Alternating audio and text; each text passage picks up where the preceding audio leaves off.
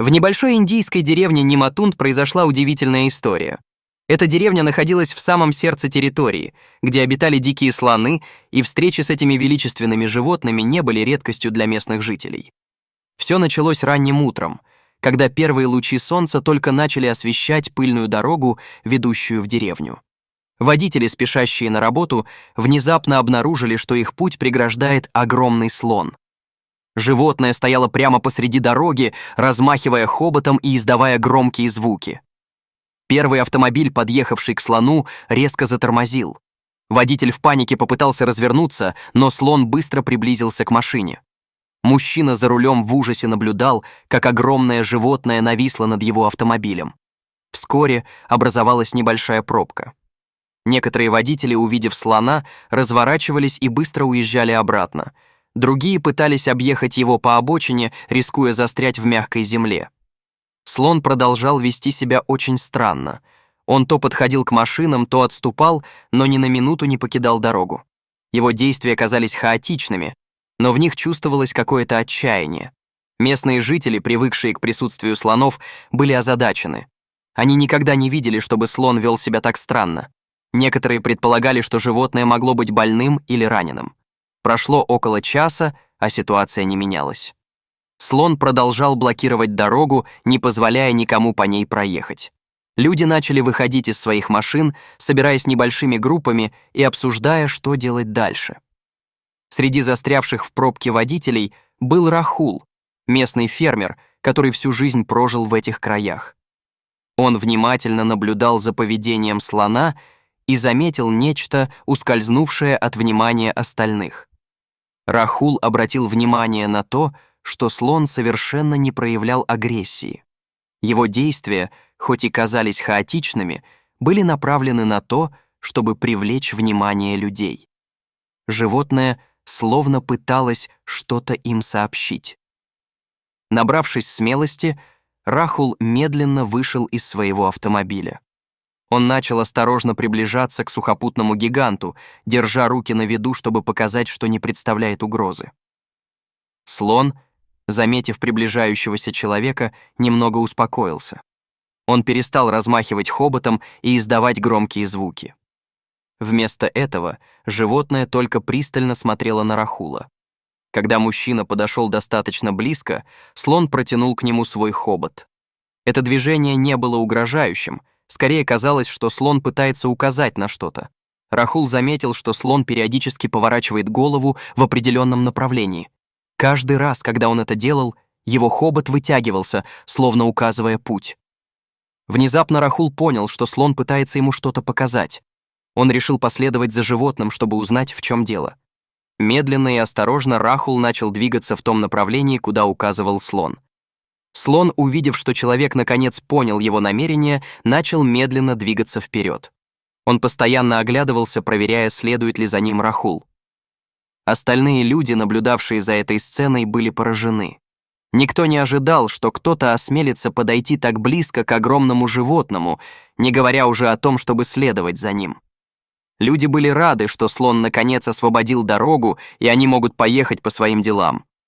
В это время Рахул шел за слоном, сохраняя безопасную дистанцию. Они двигались по небольшой тропинке, уводящей все дальше от основной дороги. Путь был нелегким, тропинка петляла между деревьями и кустарниками. Прошло около получаса, прежде чем слон остановился. Они оказались на небольшой поляне, в центре которой находился старый заброшенный колодец.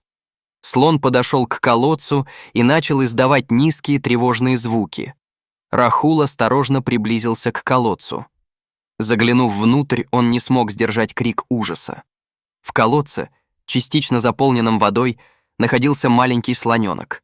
Его голова и хобот едва виднелись над поверхностью воды. В этот момент Рахул наконец понял, почему взрослый слон так странно себя вел. Это был не просто слон, это была мать-слониха, отчаянно пытающаяся спасти своего детеныша. Не теряя ни секунды, Рахул побежал обратно к дороге. Он кричал, призывая людей на помощь. Его крики привлекли внимание других местных жителей, и вскоре небольшая группа людей последовала за ним к колодцу. Увидев слоненка в колодце, люди были потрясены. Они сразу поняли серьезность ситуации. Маленькое животное явно было измучено и напугано. Его силы были на исходе. Один из мужчин достал телефон и вызвал спасателей. Другие начали обсуждать, как можно помочь слоненку до прибытия профессиональной помощи. Кто-то предложил спустить в колодец веревку, но эта идея была быстро отвергнута. Вряд ли люди смогли бы вытянуть из ямы обвязанного веревкой слоненка, или веревка могла оборваться, а второе падение для животного могло закончиться гораздо хуже, чем первое. Другой человек предложил начать откачивать воду из колодца, но и это оказалось невозможным. У них не было подходящего оборудования. Время шло, а решение все не находилось. Слоненок в колодце начал издавать жалобные звуки, призывая на помощь. Его мать стояла рядом, не отходя ни на шаг и постоянно трубя хоботом.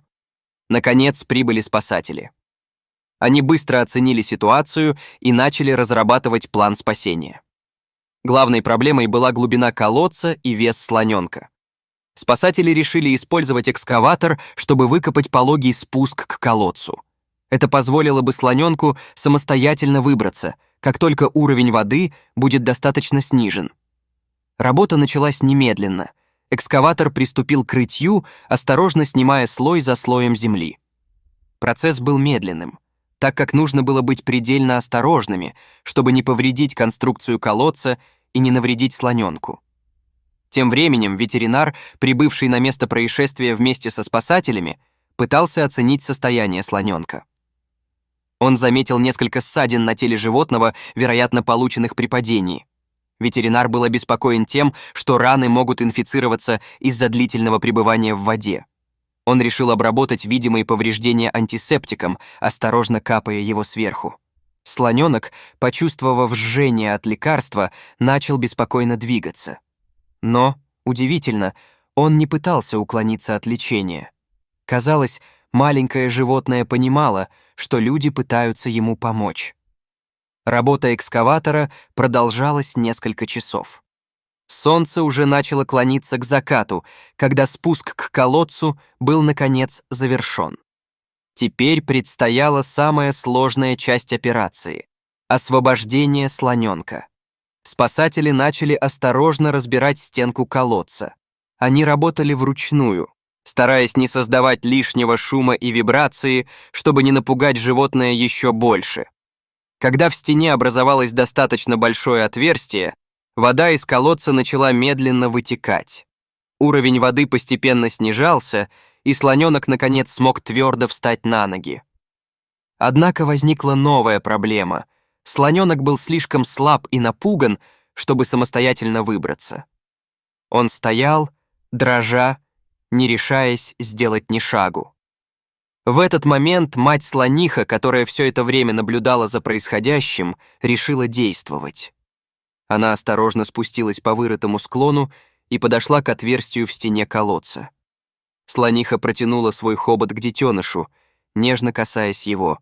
Этот жест, казалось, придал слоненку сил и уверенности. Он сделал первый неуверенный шаг к свободе. Спасатели затаили дыхание, наблюдая за этой трогательной сценой. Никто не осмеливался вмешиваться, понимая, что сейчас самое главное — не спугнуть животных. Слоненок, поддерживаемый хоботом матери, медленно выбирался из колодца. Каждый его шаг был неуверенным, но решительным. Было видно, как сильно он устал и измучился за время, проведенное в ловушке. Наконец, после нескольких напряженных минут, слоненок полностью выбрался из колодца. Он стоял на твердой земле, дрожа и прижимаясь к матери. Слониха обвила своего детеныша хоботом, крепко обнимая его.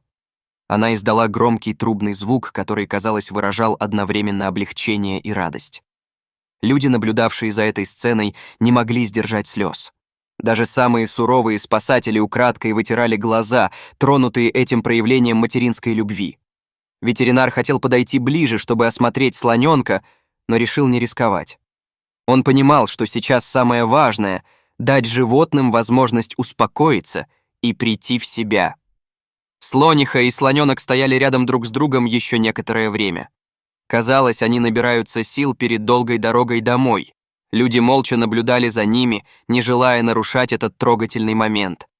Внезапно слониха повернулась к людям. Она посмотрела на каждого из присутствующих, словно пытаясь запомнить их лица. В ее взгляде читалась благодарность, которую невозможно было выразить словами. Затем, к удивлению всех собравшихся людей, слониха сделала нечто необычное. Она подняла свой хобот высоко в воздух и издала серию коротких мелодичных звуков. Это было похоже на прощальное приветствие. Слоненок, набравшись смелости, тоже поднял свой маленький хобот и попытался повторить звук матери.